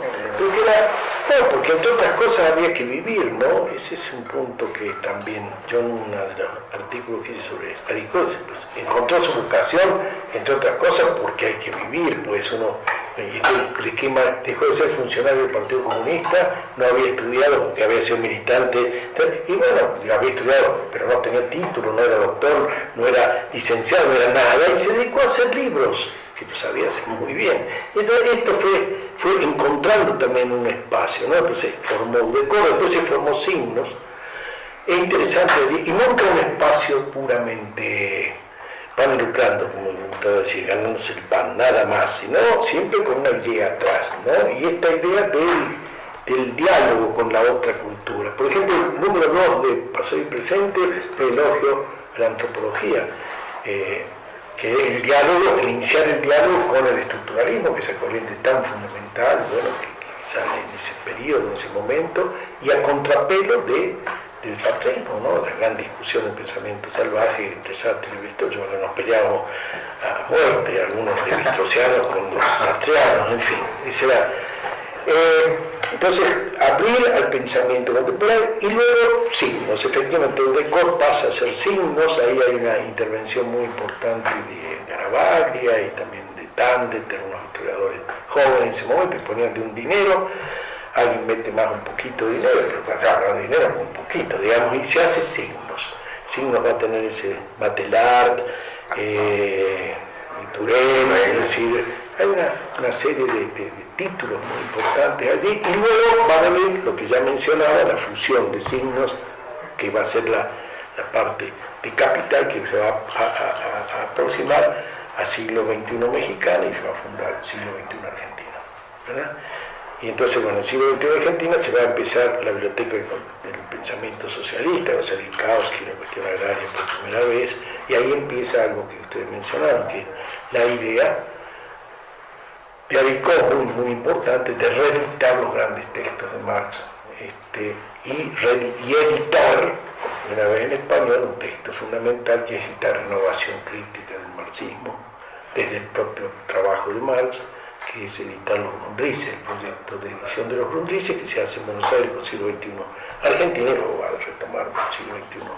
Y el Capital en una nueva edición, actualizada, digamos, no crítica, actualizada, una nueva traducción del Capital, que superase, con todos los méritos de la enorme histórica de la traducción de Rose, pues, y ahí va a salir todo menos el 8. El 8 es el único número, los 8 volúmenes del Capital, bueno, los 3 tomos divididos en 8 volúmenes, el octavo va a ser en México, se va a completar en México. ¿Por qué? Porque en medio de las persecuciones y cuestiones se habían perdido las notas del octavo volumen, bueno, en fin, una historia ya más puntual, ¿no? Pero hay una relación, digamos, directa entre y en la propia colección de cuadernos, en la biblioteca van a surgir más textos de Marx, y algunas recopilaciones que son de una enorme importancia, ¿no? Diría, los trabajos escritos sobre Irlanda son de una... los escritos sobre América Latina, los escritos sobre Rusia, es decir, yo creo que sí, que después de Aricó hay otro Marx en español, es decir, él recrea absolutamente la visión de Marx en español, digamos. Esto no es un invento suyo, él es un gran arribador, traductor de lo que pasaba en Europa, pero algunas cosas son completamente originales. Veo la originalidad de la recopilación sobre Irlanda, bueno, los textos sobre América Latina, este énfasis en los Grundrisse. A mí me parece que eso es muy importante. El énfasis sobre, que después va a retomar Crader, la nota etnológica de Marx de acá del 70, los escritos sobre Rusia. A mí me parece que ahí hay un Marx nuevo, absolutamente nuevo, que es el Marx de la nueva izquierda, el Marx y que quizá en relación a otros idiomas el español se benefició de esta cámara de Aricó, digamos, ¿no? Quizá el Marx de la nueva izquierda más completo, hecho no únicamente Aricó, son muchos Aricó, una figura muy importante, Fernández Buey, otra figura, Sacristán, en fin, una serie de gente que también en la renovación española empieza a publicar, y acá forma autónoma, digamos, todo el gran trabajo que hizo Cuadernos Políticos y Editorialera, ¿no? O sea que tampoco es decir, es un movimiento, es un proceso, ¿no? Radio Ibérico en España. Anagrama, es decir, Viejo topo, ¿no? Pero donde como figura intelectual me parece que Marx, que Aricó, digo, como editor se convierte el trabajo de editor en una gran tarea intelectual, digamos, una renovación intelectual de primera línea, ¿no? En ese sentido es muy interesante porque es muy renovador de conceptos teóricos de lo que es la autoría, digamos, ¿no? Es decir, y en esto está muy atrás toda la discusión esa que hizo Telquel en torno a la desaparición del autor, la vigencia de la teoría de la lectura.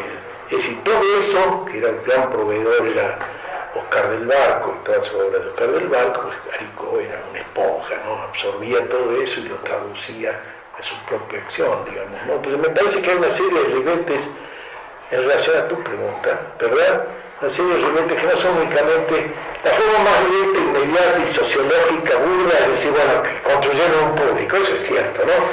Pero después trae también una noción muy distinta de lo que es la autoría, de cómo tratar a los grandes autores del pasado. ¿Quién es Marx? Marx, me acuerdo, decía Oscar, ¿no? Decir, bueno, Marx es un hombre entre corchetes, Marx es nuestro Marx son textos, digamos, ¿no? Esta noción del texto que aparece muy fuertemente en la experiencia de Telquel, la revista francesa, y que va a influir mucho en todo este concepto de la producción editorial. Reflexionar sobre eso en un mundo donde estamos atravesados por la internet, por los textos electrónicos, es fundamental.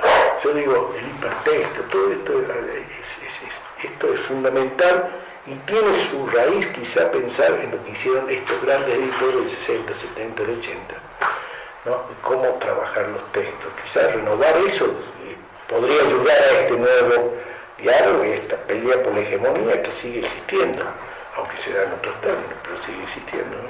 Claro. En esta línea de la gran tarea que hizo el equipo pasado y presente de traer textos, ¿no? de traer no solamente las discusiones, sino los materiales para las discusiones, que es fundamental.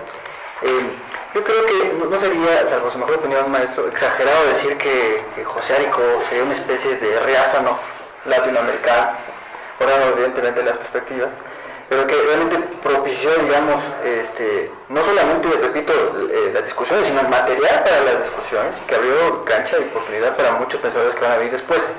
En ese sentido quisiera hacer una pregunta un poco, que quizás pueda sonar un poco fuera de contexto, pero que me parece que nos daría un poco de luz, si podemos hacer una exploración de por qué el mote, que se ve que es cariñoso, ¿no? de Pancho a José Arico, ¿no? Bueno, porque era un gran lector, lo cuenta en una de las entrevistas, o sea que no es directo, es autobiográfico. Porque había una revista de caricaturas en su infancia, en la década del 50, y el personaje era un mono que se llamaba Mono Pancho. Él cuando era chico era un gran lector así voraz, enormemente, y andaba siempre con las revistas estas del Mono Pancho. Entonces le quedó Pancho. Digo, no es ninguna alusión heroica, al contrario, es una óptica nervioso inicial y para nosotros siempre fue Pancho, digamos, ¿no? La gente dice, pero se llamaba José, tendría que ser Pepe, algunos dicen, pero no, Pepe es Pancho, y es Pancho por esta razón, digamos. Es una referencia autobiográfica confesada por él desde chiquito, era Pancho. Claro, sí, yo lo conocí como Pancho, pero Pancho. Pero quedó Pancho. Muy bien, pues yo pienso que con todo esto que hemos hablado ahora, quizás podamos centrarnos en el tema del exilio, sí, que quizás fue muy doloroso, digamos, de toda esta generación y que llega a México, ¿no? Uh-huh. ¿Cómo se da ese proceso? ¿A dónde llegan? ¿Cuál es digamos, la experiencia vivencial? ¿Por qué México? ¿Por qué México? ¿El continente de José Arico?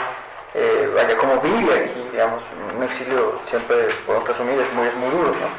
¿Cómo será ese proceso, maestro? Es un proceso, el exilio en general fue, en el caso chileno fue mucho más orgánico, en el caso argentino fue mucho más individual o de pequeños grupos, ¿no? Entonces, bueno, cada cual lo fue resolviendo como más o menos pudo, ¿no? ¿Y por qué México? Pues México tenía una política relativamente abierta de acceso desde el golpe de Pinochet.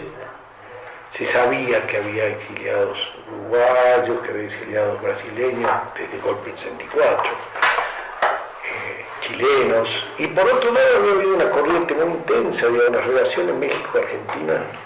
Mexicano-Argentina era muy intensa, había otros exilios. La historia del exilio ha sido bastante trabajada. Pablo Yankelevich ha trabajado mucho esto, y no solo él, digamos, es un tema importante, ¿no?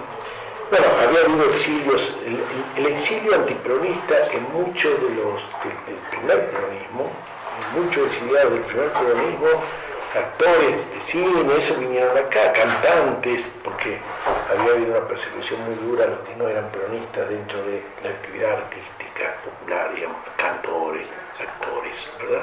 Entonces, había como una historia de México, ¿no? Había una relación y había un acceso y posibilidad de trabajo. Un exiliado que no tenga una organización política atrás necesita tener un trabajo, digamos, ¿no? En México en ese momento brindaba trabajo, había un momento de expansión de la universidad fue muy generosa. Bueno, no vamos a enmarcar la generosidad de la universidad, del gobierno, contradictoriamente con otras actividades de México, del gobierno mexicano de Echeverría, pero Echeverría, desde ese punto de vista, el régimen de Echeverría, abrió, y López Portillo continuó eso, digamos. Una solidaridad siempre atravesada por contradicciones y con problemas, pero pues eso ya está, me parece que históricamente saldado, ¿no? En el sentido de México. Fue un espacio, como lo fue de alguna manera España, Suecia, pero quizá el espacio más orgánico latinoamericano. A mí me gustaría regresar sobre el tema de este gran trabajo editorial que es la Biblioteca del Pensamiento Socialista, que como usted ya comentaba en el segmento pasado, se publicó a gente como Kautsky, ¿no? En su cuestión agraria, pero también pues tenemos por ejemplo ahí al mismo Trotsky, ¿no? Sobre el pensamiento del joven Trotsky, hay todo un libro. Hay también la Revolución Permanente, una reflexión sobre incluso el pensamiento de Engels. También tenemos ahí al marxismo austriaco, a Max Adler, ¿no? Tenemos también a Roman Rodowsky, que es un texto fundamental para nosotros, y Lucas, desde luego. Pero sobre todo creo que quizás ahí, por varias razones, lo que nos llama la atención es ese gran trabajo editorial sobre Marx, sobre textos directamente de Karl Marx. Ya no tanto comentaristas, ya no tanto corrientes, marxistas, sino realmente el texto propio de Marx, ¿no? En ese sentido, me parece que la lectura marxista en español se renueva, como usted ya comentaba, con esta nueva traducción que hace Pedro Escarón de Capital, y este trabajo colosal de traducirlo a Gundrice. También hay diferentes versiones en español, pero la de Pedro Escarón tiene ciertas particularidades que, por lo menos a los estudiosos en español, se prefieren la traducción de Escarón, ¿no? O las diferentes ediciones que hay sobre la famosa introducción a la crítica de la economía política de 1857, y que además es el número 1 de los cuadernos, y que conoció diferentes versiones con diferentes comentaristas, y que, bueno, pues es evidente que hay una preocupación de este grupo pasado y presente por conocer un nuevo Marx, por tener un nuevo Marx. En ese sentido, es conocido por todos los que nos ven, que había ya como una versión canónica del Capital en español, ¿no? Que es esta versión fantástica también del maestro Wenceslao Roses, pues cada escuela, porque traducciones como Los Trabajos, Plus Valía, pues son lucubraciones del maestro Roses, ¿no? Bueno, sus traducciones. Y que llega la versión de Escarón y que mete incluso, digamos, en un debate de los marxistas, a los especialistas en el Capital, sobre qué traducción es mejor y qué traducción no lo es. En fin, hay una traducción ahí también de Akal que se mete a la polémica. En fin, es como un trabajo muy importante el que se está haciendo de lectura directamente de Marx. En ese sentido, maestro, ¿cómo fue, digamos, el proceso, la decisión, ¿no? Estos avatares que quizás se sufrieron para armar esta colosal traducción del Capital, y que ya nos anunciaba por ahí que incluso el octavo volumen estaba a punto de perderse, ¿no? ¿Cómo fue este proceso, digamos? Bueno, yo creo que parte de una idea, esa sí fue una idea básica de Anicón, ¿no? La de tener un nuevo Marx, la posibilidad de disponer de un nuevo Marx en español me parece que es una idea central de él, es decir, una parte de su obra central, nodal, ¿no? Yo creo que viene de toda una reflexión que se inicia después de la muerte de Stalin en cuanto a recurrir a los textos nuevamente, no a los digestos. Esto es como yo diría, algo así como con Marx ocurría como con la Biblia, ¿no? Antes de los protestantes, ¿no? Los partidos preferían que no se leyera Marx, que se leyeran los digestos, ¿no? Que se leyeran los manuales, ¿verdad?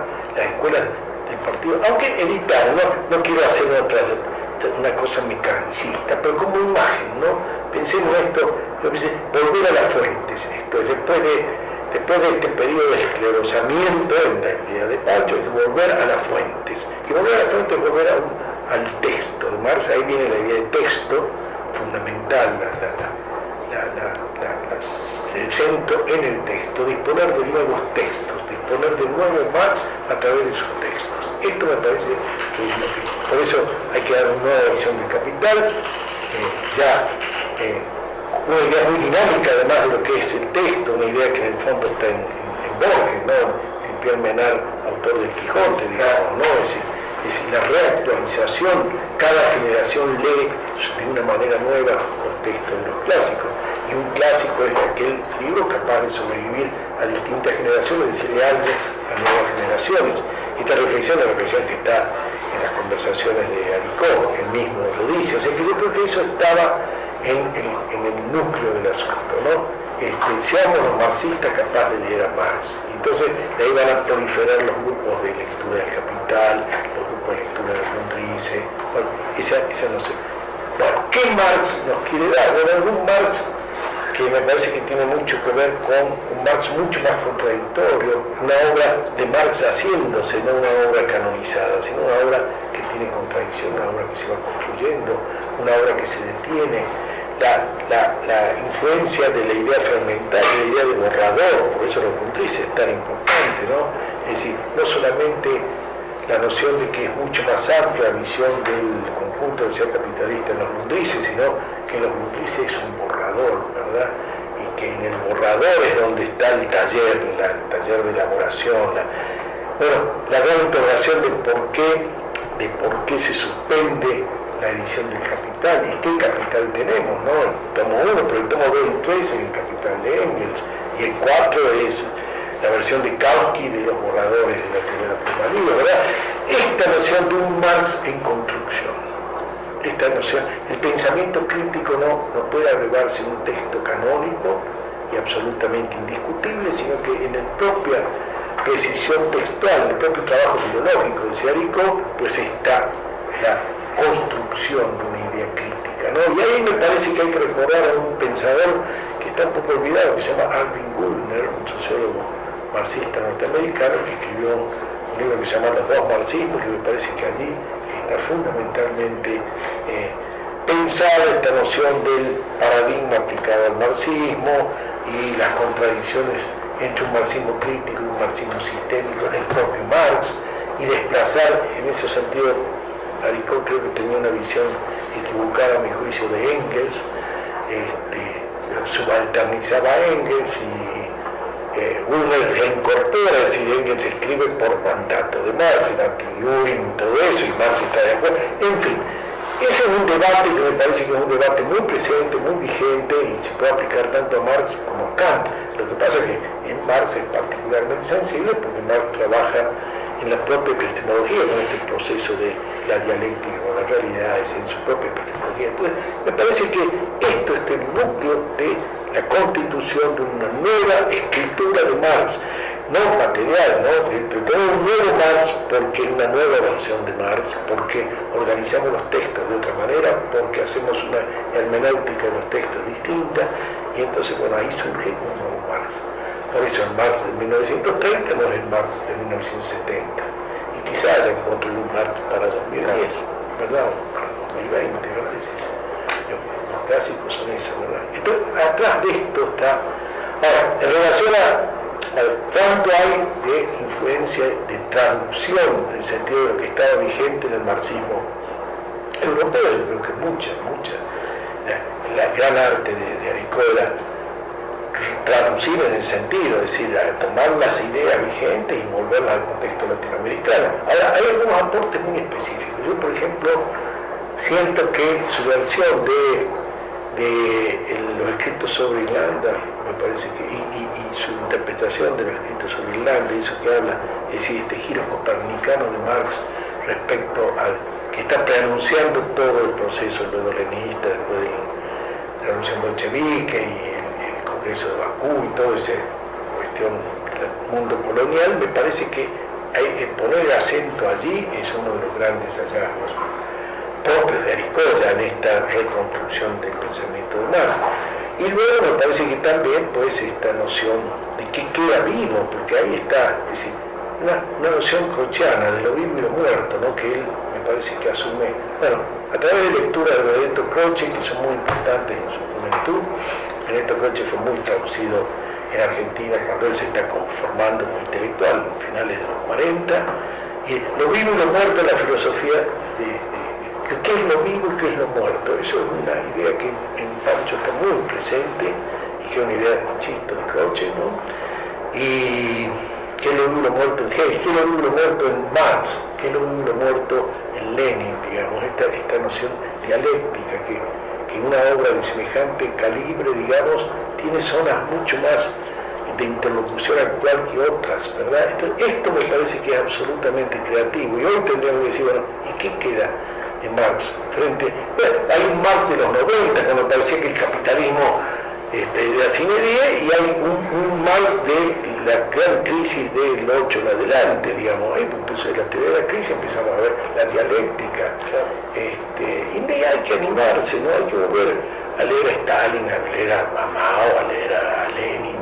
vamos a desterrar por una supuesta vigencia del 20 Congreso del khrushchevismo, semejante pigmeo khrushchevismo, respecto a estos tiempos que son una revolución, digamos, ¿no? Entonces, esto es lo que hay que discutir.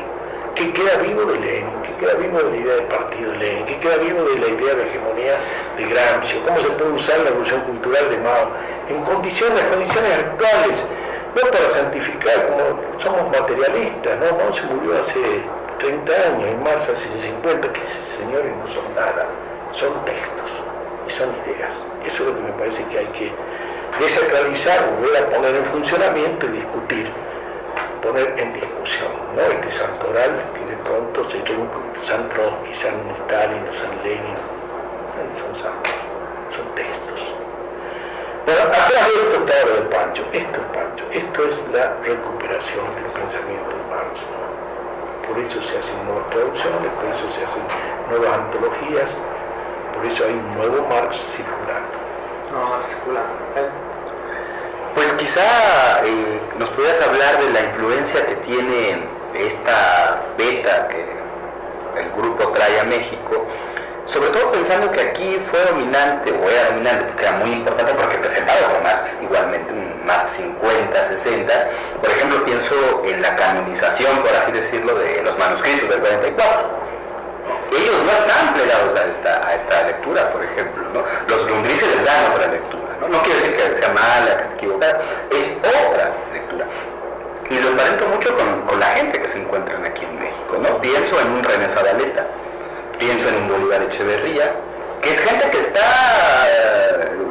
tienen buen concepto de esa otra lectura, que aquí cultiva Sánchez Vázquez, por ejemplo, muy importante, muy rica, pero que van por otra beta, definitivamente, ¿no? Entonces, ¿cuál sería el impacto de estas traducciones, de estos textos, en lo que se está haciendo acá, con el exilio o con la universidad? Porque ya están plenamente integrados en la universidad. Algunos, no Pancho. Aricoya es siempre un tipo muy adyacente a la universidad, muy marginal. Portantiero, ¿no? Portantiero es totalmente dentro de la universidad, Oscar del Barco totalmente dentro de la universidad, aunque no en un lugar central, en la Universidad de Puebla, ¿verdad? Portantiero más en un lugar, y Pancho sí, tiene ese curso del Colegio de México, interlocuta mucho con Zabaleta en Flaxo, ¿verdad? Pero su actividad central sigue siendo siglo XXI y sigue siendo el lugar de mal pagado por siglo XXI. El siglo XXI omite, en las versiones actuales prácticamente omite el trabajo enorme que hizo Pancho ahí, es rarísimo, ¿no? Son las broncas que quedan de historias específicas, ¿no?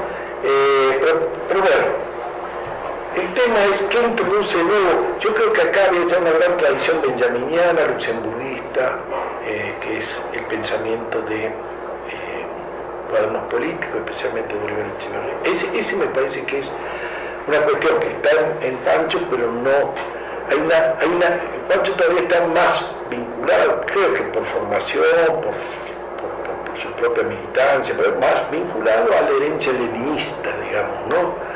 y a su reinterpretación gramsciana, ¿verdad? Y en el fondo a Gramsci, ¿verdad? Mientras que acá la cuestión circula más por la teoría crítica, por Benjamin y por Rosa Luxemburgo, ¿verdad? Y bueno, ahí son como matices y formas. Y yo creo que todo esto que decíamos de la necesidad de los nuevos textos, y eso parte de una influencia que luego se volvió un poco problemática, ¿no?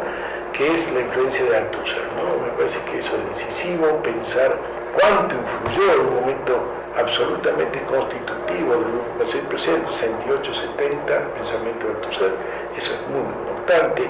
El impacto del 68 en Argentina fue tremendo y se vinculó, bueno, pero acá hubo un impacto específico de la huelga, del movimiento del 68, mientras que allá todavía, como eso se produce desplazado hacia el 69, digamos, en el 68 fuimos muy atentos a lo que pasaba en Francia, ¿no? Cuando acá empezaba el movimiento estudiantil, nosotros todavía estábamos en una especie de noche dictatorial viendo la nueva revolución francesa, ¿verdad? Y ahí entonces va a surgir, además con una larga tradición de relación con el pensamiento francés, como ya había mencionado, viene Althusser.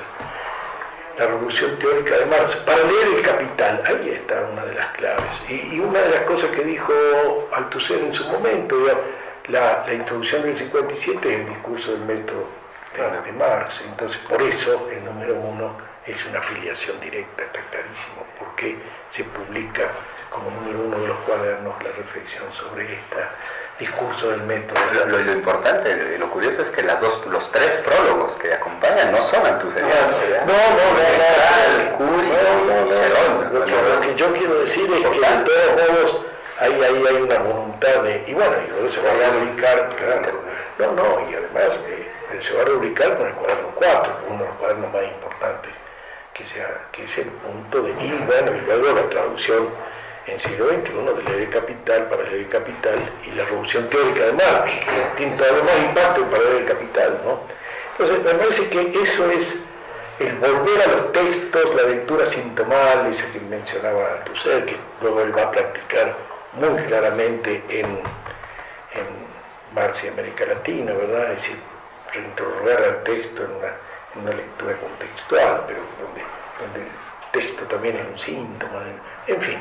A mí me parece que ahí hay una influencia muy fuerte de cierto Althusser, cierta digestión del pensamiento de Althusser, y también, probablemente, también de Lacan, aunque no sé si Pancho había leído directamente a Lacan, pero tenía interlocución muy fuerte con lacaniano.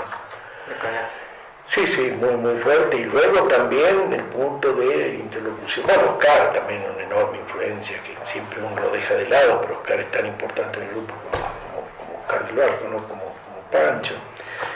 El famoso Marx, el Marx, el otro Marx, de Oscar del Barco, es un texto decisivo, digamos, que yo sé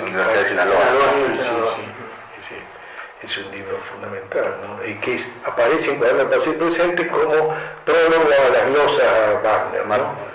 Ahí aparece, digo, el texto de Marx, glosa a Wagner, ahí aparece el otro Marx. Cuando del Barco dice el capital es integral, que Marx no termina el capital porque el capital no se puede así. Exactamente, ese es el punto, ¿no? Ese texto es un texto crucial.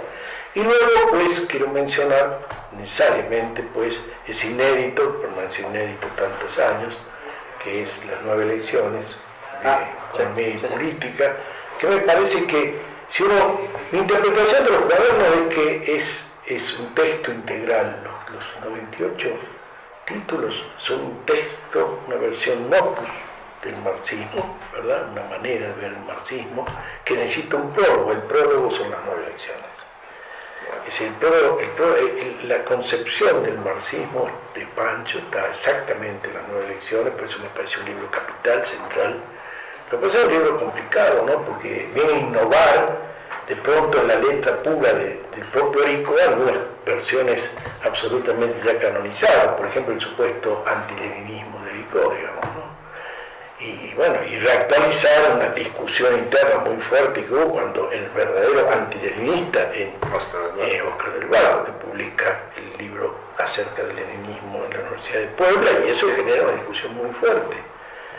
Hay precisiones de fechas, etcétera, etcétera. No sé si el Aricó posterior a 1983-84, o sea, el último quinquenio de la vida de Aricó en Argentina, y ya la culminación de la socialdemocratización, para decir un nombre que no suene peyorativo, digamos, de ninguna manera, la socialdemocratización del pensamiento de Aricó, bueno, sí mantenía esto. Esto es una interrogación, digamos, ¿no? Pero hasta ese momento la discusión con el libro de Oscar era una discusión de los años 82, 81, 82, digamos. O sea que ahí me parece que, y bueno, entonces en las nuevas elecciones aparece un Aricó absolutamente fincado en una interpretación del marxismo que nace de la lectura de Lenin del segundo tomo del Capital y la teoría de la tendencia decreciente de la tasa de ganancia, digamos. Entonces me parece que esos son elementos que hemos reincorporado al debate y me parece que son centrales para la discusión del marxismo hoy, ¿no? Pero una anotación antes de concluir con la compañera. Digamos, no hablamos de los dos textos del Vida, ¿no? La cola del diablo y Marx en América Latina, porque el lector, el escucha puede acceder a ellos. Por cierto, ninguno de ellos publicado en el siglo XXI, uno publicado en Lima, otro en Caracas, y recientemente... Sí, hay una mención, ¿no? Recientemente, pero por ejemplo lo publica en Caracas. La dialéctica entre el filo general y claro. ¿Cómo completaría las 9 elecciones o cuál es la cercanía o el hilo entre... Bueno, es un inédito, pero un inédito absolutamente preparado por Aricó para ser publicado. Después yo tengo una versión de por qué no lo publicó, que bueno, está en el juego, pero sí es un texto acabado, no son apuntes, aunque fueran apuntes, de todos modos tienen su enorme importancia dentro de la teoría del propio Aricó aplicada a Marx. Entonces, pero este es un libro además terminado. Digo, ¿por qué no está terminado? Y que sí creo que hay que editar, son esa voluminosa cantidad de 3.000 páginas de textos de Aricó comentando la historia del socialismo y del comunismo en América Latina. Eso sí, hay que depurarlo en el sentido de poder hacerlo legible, porque son notas, y hacer una edición. Eso sí, todavía es otro gran segmento de la obra de Aricó que no disponemos de él, ¿no? Pero esta obra, bueno, yo creo que sí, que se integra poderosamente en el conjunto de obra de Aricó, yo creo que es la más importante de todas, ¿no? Desde el punto de vista actual, es decir, desde el punto de vista de... Ya cumplió su papel la relectura de Mariátegui, ya cumplió su papel la relectura de Marx, no que estén acabadas, no, simplemente cumplió. Ahora hay que pensar esta visión, por primera vez tenemos una visión integral del marxismo proveniente de un marxista latinoamericano. No es de cómo aplicar el marxismo en América Latina, no, es una discusión desde el interior del marxismo, al tú por tú con Lenin, con Gramsci, con Grossman, es un marxista latinoamericano que por primera vez, yo digo que sí, eso es por primera vez, discute al tú por tú en la mainstream del marxismo mundial. Entonces, esa es una obra que me parece que es realmente fundamental, central. No para tomarlo como el gran texto, no, pero es una obra central, digamos, ¿no? Ningún marxista tuvo ese nivel de discusión y de interlocución con el marxismo. Quizá algunos trotskistas, hay que hacerle justicia, los trotskistas trabajaron en esa dirección, pero exceptuando algunos pensadores trotskistas, yo creo que fundamentalmente Aricó es quien establece. Entonces, esa obra me parece esencial porque establece un diálogo además con el resto de los cuadernos. Y entonces ahí tenemos sí una obra monumental. Para mí eso es como el libro de los pasajes que pensaba Benjamin, ¿no? El marxismo de Aricó es a través de los textos, es un libro sin autor, como decía Benjamin, ¿no? Es un libro hecho de citas, y la articulación de las citas es lo que da el conjunto. Bueno, esto es un libro de textos, ¿no? 98 textos con un prólogo. El prólogo son las 9 lecciones y los 98 volúmenes son el texto que hay que leer para entender el marxismo según Aricó y bueno, de ahí arrancar para la discusión de lo que hay mucho tema de dónde cortar. Sí. Tenemos otra pregunta. pero parece que el tiempo nos está comiendo.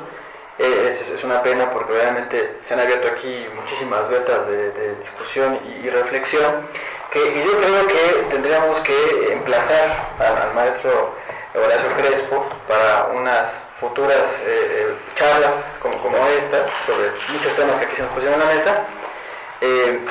Bueno, a mí me gustaría despedir esta breve transmisión que hemos hecho, agradeciendo desde luego al maestro Horacio Crespo su presencia en Grado Cero Prometheus, diciéndole que esta es su casa y que ojalá lo podamos tener en otras muchas ocasiones. Y también quisiera agradecerle a nuestro amigo y colaborador de Prometheus, Jaime Ortega, por su valiosa participación en este programa. Gracias. Y bueno, sin más, aquí le dejamos y nos vemos en la próxima. Muchas gracias. Muchas gracias. Exilios en la década del 70 ha sido México, y eso ha configurado una realidad histórica ya insolayable, ¿no?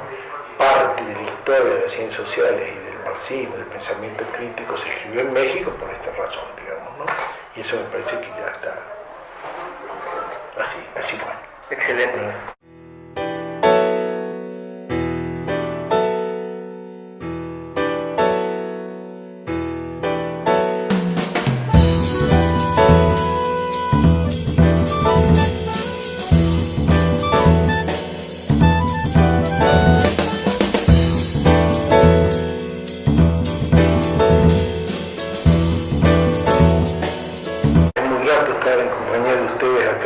Recordando a José María Aricó, al maestro Aricó, este gran marxista de América Latina.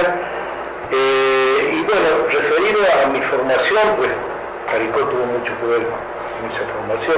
Yo me inicié en Córdoba, en la Universidad Nacional de Córdoba, estudié letras, como recién expresaron, e ingresé más o menos de manera inmediata, muy jovencito, bueno, no hacemos todos los que nos dedicamos a esto, muy jovencito, ingresé al movimiento estudiantil de Córdoba y junto con eso había una relación muy directa, muy inmediata con la gente del grupo Paseo Presente, que era un desprendimiento del Partido Comunista Argentino del año 1963. Yo ingresé a la universidad en 1965, me encontré con ellos allí, y luego bueno, fue una formación militante por un lado, una formación intelectual, una formación política.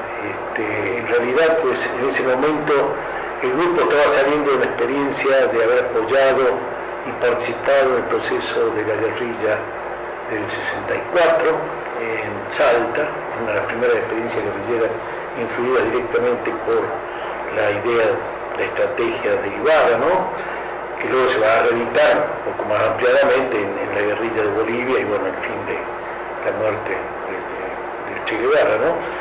Y a la vez, pues, había un intenso, el momento de la dictadura de Onganía a partir de 1966 en mi país, y bueno, un movimiento de resistencia muy intenso allí, que va a culminar en 1969 con el Cordobazo, que fue un hecho muy notable, digamos, de resistencia popular, sindicatos industriales, Córdoba es una ciudad industrial importante, y mucha automotriz, mucha metalúrgica, fábrica de aviones. Muchas gracias.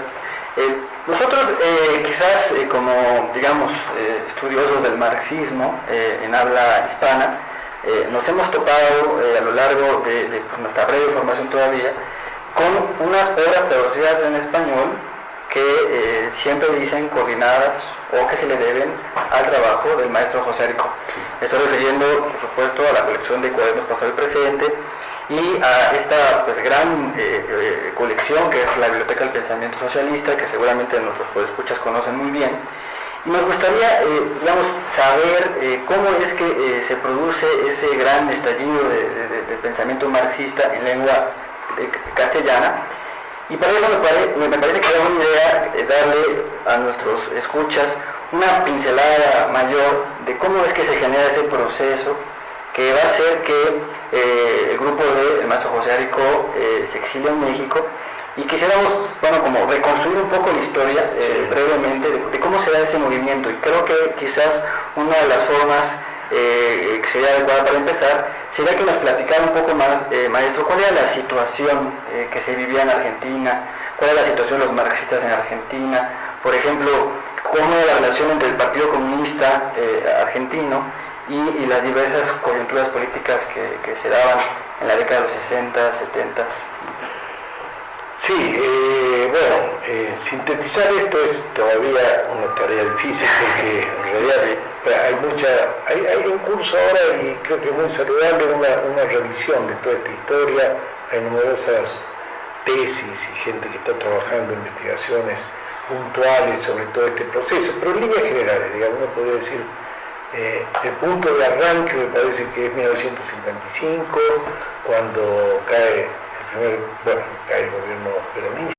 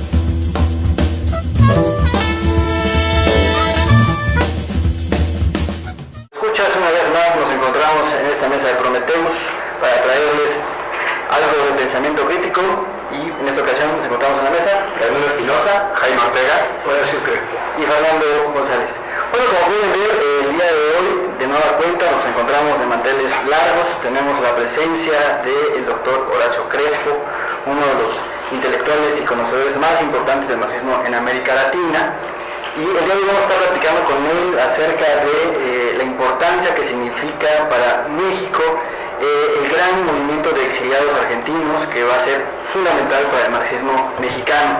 Y también quisiera decir que para esta ocasión también nos acompaña un gran amigo de Prometheus, que es Jaime Ortega, un gran conocedor también de la obra de el doctor Horacio Crespo y de José Aricó, y que nos va a estar auxiliando el día de hoy. Jaime, muchas gracias por tu presencia aquí. Y bueno, yo quisiera, antes de ceder la palabra a nuestro invitado, presentar brevemente la trayectoria del maestro Crespo. Él estudió letras en Córdoba, Argentina, estudios latinoamericanos en México, tuvo vinculaciones intelectuales muy importantes y políticas con José Aricó y otros integrantes del grupo Pasado y Presente. También participó de forma directa en el exilio argentino en México. En 1998 se le otorgó la beca Guggenheim para investigar sobre la obra de José Aricó. Él también es profesor de la Universidad Autónoma del Estado de Morelos y también es profesor de la UNAM, así como de la Universidad Nacional de San Martín en Buenos Aires. El doctor Crespo también se desempeña en el Centro de Estudios Latinoamericanos de esta la Facultad de la UNAM, en el programa de posgrado, y ha dirigido diferentes seminarios dedicados a la organización de los materiales y de la obra de José Aricó. Entre sus publicaciones se encuentra un conjunto de entrevistas que llevan ese título, Entrevistas 1974-1991, publicadas en 1999.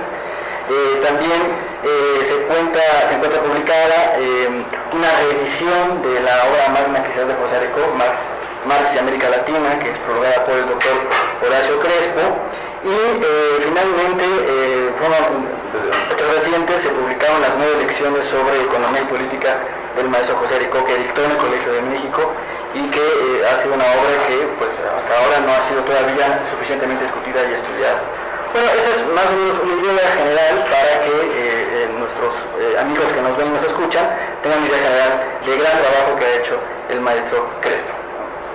Quizá una primera pregunta, profesor, que sería muy enriquecedora que nos contestara para nosotros en la mesa y para los compañeros que nos escuchan y nos ven, pues es que nos hablara usted un poco de su propia trayectoria, ¿no? Su trayectoria intelectual, su formación, quizá incluso pues los motivos, ¿no?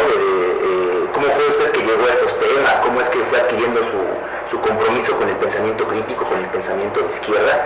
Creo que sería muy valioso que nos pudiese contar un poco de eso.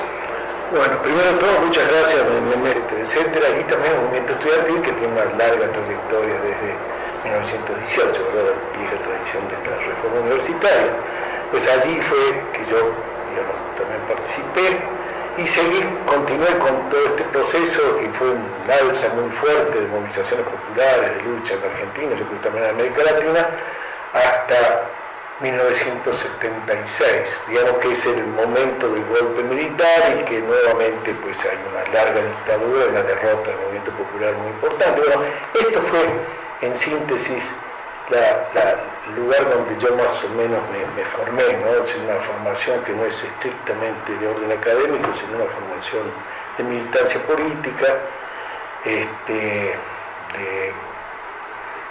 una ciudad que además favorecía mucho esto, porque una ciudad relativamente pequeña, con un muy fuerte movimiento sindical radicalizado, con muchos contactos entre el movimiento estudiantil y el movimiento obrero en ese momento, y bueno, entonces allí fue que me puse con mi formación desde el punto de vista del marxismo, del pensamiento crítico, de la militancia política, tiene que ver con todo este proceso donde Aricó tuvo un momento donde desempeñé como tareas, digamos, de alguna manera secretariales. En realidad era ayudarlo a organizar su biblioteca, sus estudios, sus trabajos, hasta el 71 que iba a Buenos Aires, yo me quedé en Córdoba, pero bueno, eso inauguró una tradición de amistad, una larga relación de amistad intelectual, política, de camaradería, hasta que falleció en 1991, ¿verdad? Entonces, pues sí, en ese sentido, pues me siento muy partícipe del movimiento de Pasado y Presente y también muy relacionado con la figura misma de Aricó como maestro y como amigo muy íntimo, muy personal, ¿no?